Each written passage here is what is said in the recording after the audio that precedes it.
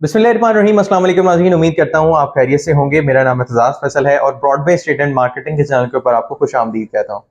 नाज़रीन, आज की वीडियो के अंदर हम G17 से रिलेटेड थोड़ी सी डिस्कशन करेंगे और वो हजरात जो इससे वाकिफ नहीं है उनको बताता चलूँ कि G17 एक बहुत ही ज़्यादा प्राइमरी लोकेटेड स्पॉट के ऊपर एक CDA का सेक्टर है जो कि फ्यूचर में डिलीवर होगा आपको, और एक ऐसी लोकेशन पे मौजूद है जिसकी चारों तरफ जो है वो एक ऐसे हाउसिंग प्रोजेक्ट्स या फिर ऐसे प्रोडक्ट मौजूद हैं जो कि अभी से ही उनकी एक अच्छी मार्केट ऑलरेडी स्टैब्लिश्ड है।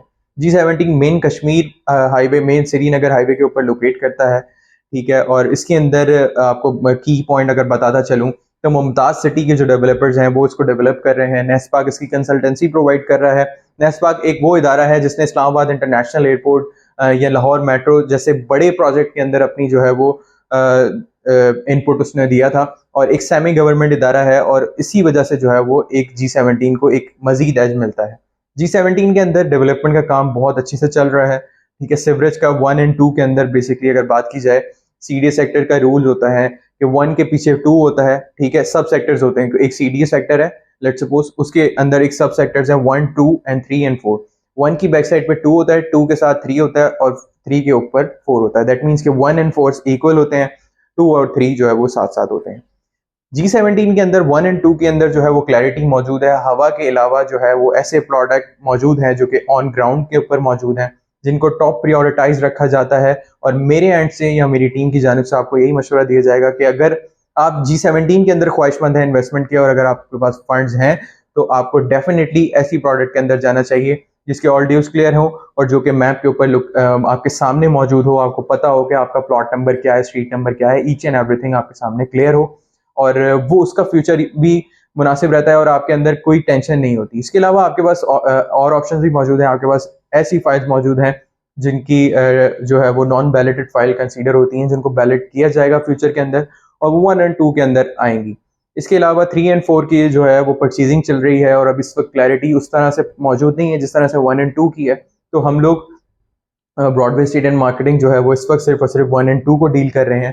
3 और 4 को इस वक्त इसलिए डील नहीं कर रहे हैं क्योंकि इसमें थोड़ा सा भी मजीद टाइम लगेगा। तो इंशाल्लाह फ्यूचर में हमारा इरादा है चीज़ें थोड़ी सी बेहतर हों, इसकी तरफ भी थोड़ी सी क्लैरिटी हमें नज़र आए तो हम अपने इन्वेस्टर्स को इस जानिब भी लेकर जाएं। लेकिन ऐसा नहीं है कि 3 और 4 में आप इन्वेस्टमेंट नहीं कर सकते। अगर आपका विजन है, आपके अंदर होल्डिंग कैपेसिटी है, तो आपको डेफिनेटली G17 के अंदर इन्वेस्टमेंट करना चाहिए।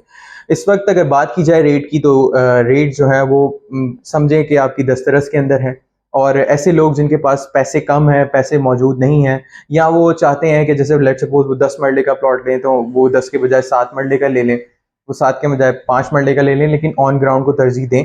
सेकंड, फिर वो जो है वो नॉन वैलिडेटेड फाइल्स होती हैं, उसके अंदर भी कुछ कैटेगरीज हैं, स्पाउस की है, जनरल पब्लिक की है, और इसके अंदर आपके साथ आ जाता है एम्प्लॉयज़ की। तो ये सारी चीज़ें हैं, कुछ थोड़ी सी टेक्निकलिटीज़ हैं, वो मैं डिफरेंट वीडियो के अंदर भी आपके सामने वाजे करता रहूँगा। बेसिकली मोटिव ये है इस वीडियो का कि आपको बताया जाए कि G17 एक अच्छी ऑप्शन है और इसकी तरफ आपको डेफिनेटली जाना चाहिए। CDA का सेक्टर है, CDA के अंदर जब एक चीज़ स्टैब्लिश हो जाती है तो उसकी प्राइसेस में आप इतना ज़्यादा डिफरेंस नहीं देखते जैसे कि बाकी के आप ब्लॉक्स में या बाकी के प्रोजेक्ट्स के अंदर आप देखते हैं। जब मार्केट क्रैश होती है तो डाउनवर्ड ट्रेंड्स की तरफ काफ़ी सारी चीज़ें आ जाती हैं, जबकि CDA सेक्टर में प्राइस जो है वो स्टेगनेंट हो जाती हैं, बहुत ज़्यादा बढ़ती नहीं है मगर अपनी तरफ रुक जाती हैं, और बहुत माइनर सा आपको जो है वो उसके अंदर डाउनफॉल नजर आता है। तो ये एक एज है, क्योंकि आपको पता है कि इस्लामाबाद और CDA जो है वो कैपिटल डेवलपमेंट अथॉरिटी होने का एज जब G17 को मिलेगा और इसके अंदर पोजेशन हैंड ओवर की जाएगी, एक्सपेक्टेड है कि तकरीबन 1.5 से 2 साल के अंदर काफ़ी हद तक इसमें भी वजाहत आ जाए, और आपको जो है वो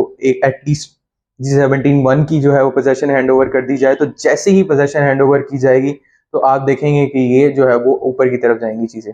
अभी G17 वो 15 साल पहले या 10 साल पहले वाला G17 नहीं रहा। काफ़ी सारी चीज़ें इसके अंदर वाजे हैं, और कोशिश करें कि इन्वेस्टमेंट्स करते वक्त भी सारे एस्पेक्ट्स को मद्देनजर रखें, क्योंकि इसके अंदर भी बहुत सारी चीज़ें होती हैं। जब आप इन्वेस्टमेंट करते हैं किसी भी एक प्रोडक्ट के अंदर भी मल्टीपल ऑप्शंस होते हैं, आपको उसमें देखना पड़ता है कि बेस्ट ऑफ द बेस्ट क्या है। तो उसके हवाले से अगर आपको किसी किस्म का कोई मशवरा रिक्वायर्ड हो तो आप हमसे रब्ता कर सकते हैं। नंबर्स थ्रू आउट स्क्रीन के ऊपर मौजूद थे। अपना बहुत सारा ख्याल रखिएगा। मुझे इजाज़त दीजिए, नेक्स्ट वीडियो तक के लिए अल्लाह हाफ़िज़।